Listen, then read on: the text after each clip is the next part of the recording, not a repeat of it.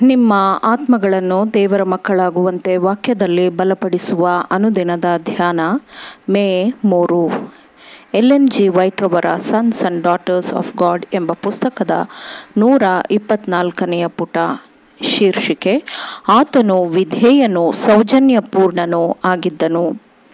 ಈ ದಿನದ ಸತ್ಯವೇದದ ವಾಕ್ಯ: ಹೀಗೆ ಆತನು ಮಗನಾಗಿದ್ದರೂ ಅನುಭವಿಸಿದ ಬಾಧೆಗಳಿಂದಲೇ ವಿಧೇಯತೆಯನ್ನು ಕಲಿತುಕೊಂಡನು. ಇಬ್ರಿಯರಿಗೆ 5ನೇ ಅಧ್ಯಾಯ 8ನೇ ವಚನ.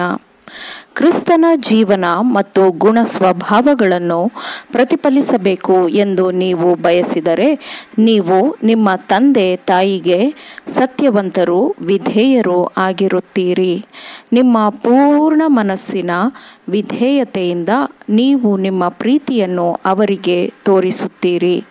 ಮೊದಲು ಹೆತ್ತವರಿಗೆ, ನಂತರ ದೇವರಿಗೆ ಪ್ರಸನ್ನತೆಯಿಂದ ವಿಧೇಯರಾಗಲು ತನ್ನನ್ನು ಸಂಪೂರ್ಣವಾಗಿ ಒಪ್ಪಿಸಿಕೊಡಲು ಕಲಿಯದ ಯಾರೂ ನಿಜವಾದ ಒಳ್ಳೆಯವರೂ ಶ್ರೇಷ್ಠರೂ ಆಗಿರಲಾರರು.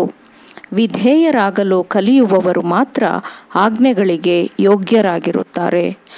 ಮಕ್ಕಳು ವಿಧೇಯತೆಯ ಪಾಠಗಳನ್ನು ಕಲಿಯುವುದರ ಮೂಲಕ ತಂದೆ ತಾಯಿಯನ್ನು ಸನ್ಮಾನಿಸುವುದು, ಅವರ ಹೊರೆಯನ್ನು ಹಗುರ ಮಾಡುವುದು ಮಾತ್ರವಲ್ಲದೆ ಉನ್ನತದಲ್ಲಿನ ಸರ್ವಾಧಿಕಾರಿಯಾಗಿರುವಾತನನ್ನು ಅವರು ಮೆಚ್ಚಿಸುವವರಾಗಿರುತ್ತಾರೆ, ಸಂತೋಷಪಡಿಸುವವರಾಗಿರುತ್ತಾರೆ.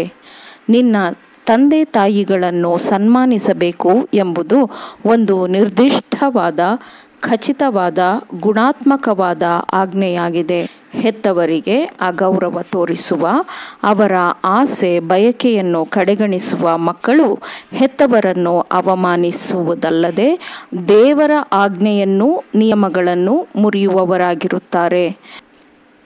ತಂದೆ ತಾಯಿಯ ಇಚ್ಛೆಗೆ ವಿಧೇಯರಾಗುವುದಕ್ಕೆ ಮಕ್ಕಳು ಎಷ್ಟು ಚಿಕ್ಕ ವಯಸ್ಸಿನಲ್ಲಿ ತಮ್ಮನ್ನು ತಾವು ಒಪ್ಪಿಸಿಕೊಡುತ್ತಾರೋ, ಎಷ್ಟು ಪೂರ್ಣವಾಗಿ ಒಪ್ಪಿಸಿಕೊಡುತ್ತಾರೋ ಅಂಥವರು ದೇವರ ಅಪೇಕ್ಷೆಗಳಿಗೆ ತಮ್ಮನ್ನು ತಾವು ಒಪ್ಪಿಸಿಕೊಡುವುದು ಬಹಳ ಸುಲಭವಾಗಿರುತ್ತದೆ. ದೇವರ ಆಜ್ಞೆಗಳಿಗೆ ವಿಧೇಯರಾಗುವುದನ್ನು ಕಲಿಯದ, ಶೋಧನೆಗಳನ್ನು ಎದುರಿಸಿ ದೃಢವಾಗಿ ನಿಲ್ಲಲು ಕಲಿಯದ ಯಾರೂ ದೇವರ ಪ್ರೀತಿಯನ್ನು, ದೇವರ ಆಶೀರ್ವಾದಗಳನ್ನು ನಿರೀಕ್ಷಿಸಲು ಸಾಧ್ಯವಿಲ್ಲ. ಆತನ, ಅಂದರೆ ಕ್ರಿಸ್ತನ ಜೀವನವು ದೃಢ ನಿಶ್ಚಯದ ಗುಣ ಸ್ವಭಾವದ್ದಾಗಿತ್ತು. ಆದರೂ ಅವನು ಯಾವಾಗಲೂ ವಿಧೇಯನಾಗಿದ್ದನು, ಸೌಜನ್ಯಪೂರ್ಣನಾಗಿದ್ದನು. ಆತನು ಎಲ್ಲ ಯುವಕರಿಗೆ ಸಂಪೂರ್ಣ ಮಾದರಿಯಾಗಿದ್ದಾನೆ. ಆತನು ಯಾವಾಗಲೂ ವಯಸ್ಸಿಗೆ ಗೌರವವನ್ನು, ಮನ್ನಣೆಯನ್ನು ಕೊಡುವವನಾಗಿದ್ದನು.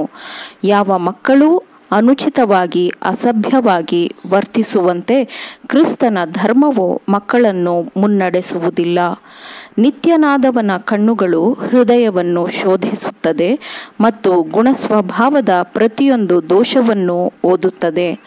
ಆತನು ಯುವಕರ ಬಾಹ್ಯ ರೂಪದ ಪ್ರಕಾರ ಅವರನ್ನು ನಿರ್ಣಯಿಸುವುದಿಲ್ಲ, ಆದರೆ ಜಾಗ್ರತೆ ಮತ್ತು ಪ್ರಾರ್ಥನೆಯ ಮೂಲಕ ಮಾತ್ರ ಗಳಿಸಬಹುದಾದ ಹೃದಯದ ಒಳ್ಳೆಯತನದ ಆಧಾರದ ಮೇಲೆ ಅವರ ಬಗ್ಗೆ ನಿರ್ಣಯಿಸುತ್ತಾನೆ. ಅವರು ಹೆತ್ತವರಿಗೆ ಮತ್ತು ಕುಟುಂಬ ವರ್ಗದವರಿಗೆ ತೋರುವ ವರ್ತನೆಗಳನ್ನು ದೇವರು ಪರಿಗಣಿಸುತ್ತಾನೆ. ಅವರು, ಅಂದರೆ ಮಕ್ಕಳು, ಸೌಜನ್ಯಪೂರ್ಣರು, ದಯೆಯುಳ್ಳವರು, ಪ್ರೀತಿಯುಳ್ಳವರು ಮತ್ತು ನಿಜವಾದ ಸಭ್ಯರೂ ಆಗಿದ್ದರೆ ಅವರ ಗುಣಸ್ವಭಾವಗಳು ಬಹು ಶ್ರೇಷ್ಠವಾದದ್ದು, ಬೆಲೆಯುಳ್ಳದ್ದು ಎಂದು ಪರಲೋಕದ ಪುಸ್ತಕಗಳಲ್ಲಿ ದಾಖಲಾಗುತ್ತದೆ. ಆಮೇನ್. ದೇವರ ವಾಕ್ಯಗಳನ್ನು ಶ್ರದ್ಧೆಯಿಂದ ಆಲಿಸುವವರು, ಪಾಲಿಸುವವರು ಆಗಬೇಕೆಂದು ನಿಮ್ಮನ್ನು ಉತ್ತೇಜಿಸುತ್ತೇನೆ. ಪರಿಶುದ್ಧಾತ್ಮನ ಸಹಾಯದಿಂದ ಆಲಿಸಿದ ನಿಮ್ಮೆಲ್ಲರಿಗೂ ಧನ್ಯವಾದಗಳು.